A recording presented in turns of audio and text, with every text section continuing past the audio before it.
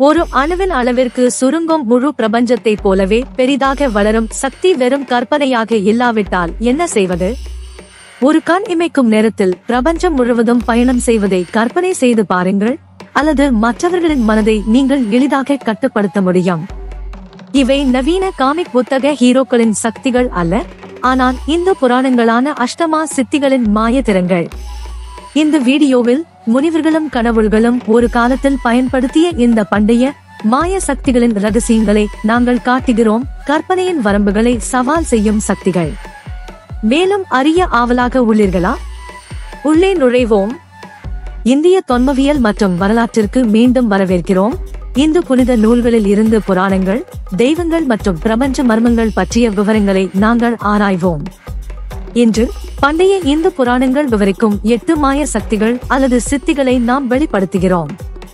இந்த சித்திகள் சுயம் மற்றும் பிரபஞ்சத்தின் மீது இறுதியான தேர்ச்சியை பிரதிநிதித்துவப்படுத்துகின்றன, மேலும் அவை சிவன், கிருஷ்ணர், அனுமன் மற்றும் விஸ்வாமித்திரர் போன்ற முனிவர்களுடன் இணைக்கப்பட்டுள்ளன. அஷ்டமா சித்தி 1. அனிமா, சுருங்கும் சக்தி. அனிமாவுடன் தொடங்குவோம். ஒருவரது உடலை எல்லையற்ற அளவிற்கு சுருக்கும் சக்தி மற்றவர்கள் பார்க்காத மிகச்சிறிய இடங்களுக்குள் நுழையும் அளவுக்கு சிறியது. புராணங்களின்படி அனிமா என்பது ஒரு அணுவை போல சிறியதாக மாறும் சக்தி. மற்றவர்கள் பார்வையை முற்றிலுமாக தவிர்க்கக்கூடிய நிலைக்கு சுருங்குவதற்கு தேவையான துல்லியத்தை கற்பனை செய்து பாருங்கள். ராமாயண இதிகாசத்தில் அசுர மன்னன் ராவணனின் கோட்டையான லங்காவில் ஊடுருவ அனுமன் அனிமா சித்தியை பயன்படுத்தினான். ஹனுமான் தன்னை சிறியதாக ஆக்கிக் கொண்டதன் மூலம் சீதையை தேடுவதற்காக பதுங்கியிருந்து காவலர்களை கண்டறிவதை தவிர்த்தான். அனிமா கவனிக்கப்படாமல் போகும் திறனை குறிக்கிறது. உண்மையான வலிமை எப்போதும் அளவு அல்லது தோற்றத்தை பற்றியது அல்ல என்பதை நமக்கு நினைவூட்டுகிறது. அஷ்டமா சித்தி 2. மகிமா, விரிவாக்க சக்தி. இதற்கு நேர்மாறாக மகிமா சித்தி என்பது ஒருவரின் வடிவத்தை மிகப்பெரிய அளவில் விரிவுபடுத்தும் திறன், பரந்த தூரத்தை உள்ளடக்கியது. பிரபஞ்சத்தின் ஒவ்வொரு மூலையிலும் தெய்வீகம் ஊடுருவ முடியும் என்ற இந்த கருத்தை உள்ளடக்கிய இந்த சக்தி பிரபஞ்சத்துடனான ஐக்கியத்தின் பிரதிநிதித்துவாக கருதப்படுகிறது.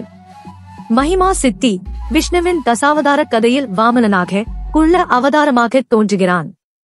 அசுர மன்னன் பாலி வாமனனுக்கு 3 அடி நிலத்தை வழங்கிய போது விஷ்ணு ஒரு பிரம்மாண்டமான வடிவமாக விரிவடைந்து பூமி, வானம் மற்றும் பாதாளத்தை 3 படிகளில் மூடினார். பிரபஞ்ச விரிவாக்கத்தின் இந்த செயல் விஷ்ணுவின் அனைத்தையும் உள்ளடக்கிய இருப்பையும் பிரபஞ்சத்தின் பாதுகாவலராக அவரது பங்கையும் காட்டுகிறது.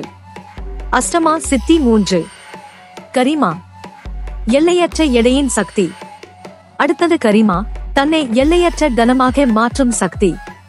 இந்த சித்தியால் யாராலும் அசைக்க முடியாத அளவுக்கு அடர்த்தியாகிவிடலாம். இந்த திறன் உறுதியான குணத்துடன் தொடர்புடையது. மகாபாரதத்தில் பாண்டவர்களில் பலசாலியான பீமன் ஹனுமானின் வாளை அசைக்க முயன்ற போது ஹனுமான் தனது வாளை அசைக்க முடியாதபடி கரிமா சித்தியை பயன்படுத்தினார். அபரிமிதமான வலிமை இருந்த போதிலும் பீமனால் அதை அசைக்க கூட முடியவில்லை. பணிவு மற்றும் பெரியவர்களுக்கு மரியாதை மற்றும் மூல வலிமையின் மீது சக்தி ஆகியவற்றின் பாடம். மாயத்திற்கும் விஞ்ஞானத்திற்கும் இடையிலான எல்லைகள் மங்கத் தொடங்கும் ஒரு உலகத்தை கற்பனை செய்து பாருங்கள். இந்த வீடியோவில் விவரிக்கப்பட்டுள்ள சக்திகள் வெறும் கதைகள் அல்ல, ஆனால் வெளிவர காத்திருக்கும் உண்மைகளின் பார்வைகள். என்றால் என்ன செய்வது? இந்த புராண திறன்கள் உண்மையில் ஒரு அறிவியல் அடிப்படையை கொண்டிருக்குமா, அல்லது அவை வெறும் கற்பனையின் விளைபொருளா? இந்த வீடியோ 100 லைக்குகளை பெற்றால் இந்த பண்டைய சித்திகளை நவீன அறிவியலுடன் எவ்வாறு இணைக்க முடியும் என்பதை ஆழமாக பார்ப்போம். எனவே லைக் பட்டனை அழுத்தவும், எங்கள் சேனலுக்கு சப்ஸ்கிரைப் செய்யுங்கள் மற்றும் புராணத்திற்கும் அறிவியலுக்கும் இடையிலான பாலத்தை ஆராய தயாராகுங்கள். யதார்த்தமும் கற்பனையும் நாம் நினைக்கும் அளவுக்கு வெகு தொலைவில் இல்லை. அஷ்டமா சித்தி 4. லகிமா, எடையின்மையின் சக்தி. மறுபுறம் லகிமா சித்தி புவியீர்ப்பு விதிகளை மீறி எடையற்றவராக மாற அனுமதிக்கிறது. இந்த சக்தியுடன் முனிவர்கள் வானத்தில் உயரவும் வெவ்வேறு உலகங்களுக்கு பயணிக்கவும் உடல் வரம்புகள் இல்லாமல் செல்லவும் முடியும். பிரபஞ்சம் முழுவதும் பயணம் செய்ததற்காக அறியப்பட்ட நாரத முனிவர் லகிமா சித்தியுடன் தொடர்புடையவர். இந்த சித்தி அவரை எந்த இடத்தையும் உடனடியாக அடையவும், கடவுள்கள், அசுரர்கள் மற்றும் மனிதர்களுக்கு இடையே செய்திகளை பரப்பவும் உதவியது. அஷ்டமா சித்தி 5. பிராப்தி. எந்த இடத்தையும் அடையும் சக்தி. பிராப்தி சித்தி என்பது பூமியில் இருந்தாலும் சரி, மற்ற பகுதிகளில் இருந்தாலும் சரி, எந்த இடத்தையும் உடனடியாக அடையும் திறன் ஆகும். இது தூரத்தின் மீதான தேர்ச்சியையும் உடல் வரம்புகளை மீறுவதையும் குறிக்கிறது. முனிவர் விஸ்வாமித்திரர் பிராப்தி சித்தியை பயன்படுத்தி திருசங்கு மன்னருக்கு புதிய சொர்க்கத்தை உருவாக்கி அவரது உடல் வடிவில் சொர்க்கத்தில் நுழைய அனுமதித்ததாக கூறப்படுகிறது. இந்த அசாதாரண செயல் உண்மையான சக்தியானது அதன் ஆசைகளை வெளிப்படுத்தும் மனதின் திறனில் இருந்து வருகிறது என்ற கருத்தை அடிக்கோடிட்டு காட்டுகிறது. அஷ்டமா சித்தி 6. பிரகம்யா. ஆசை நிறைவேறும் சக்தி. பிரகாமிய சித்தி எந்த விருப்பத்தையும் உடனடியாக வெளிப்படுத்தும் திறனை வழங்குகிறது. கனவுகளை நனவாக்கும் மனதின் இறுதி சக்தியை இது பிரதிபலிக்கிறது. பகவான் கிருஷ்ணர் பிரகாமிய சித்தி பெற்றதாகவும் எந்த விருப்பத்தையும் உடனடியாக நிறைவேற்ற அனுமதிக்கிறார் என்று கூறப்படுகிறது. இந்த சித்தி கிருஷ்ணரின் தெய்வீக திறனை பிரதிபலிக்கிறது. யதார்த்தத்தை அவர் விரும்பியபடி வடிவமைக்கிறார், அற்புதங்களை உருவாக்குகிறார். அஷ்டமா சித்தி 7. இஷித்வா. இறைவனின் சக்தி. இஷித்வா சித்தி என்பது இயற்கையின் சக்திகளையும் படைப்பையும் கட்டுப்படுத்தும் சக்தி.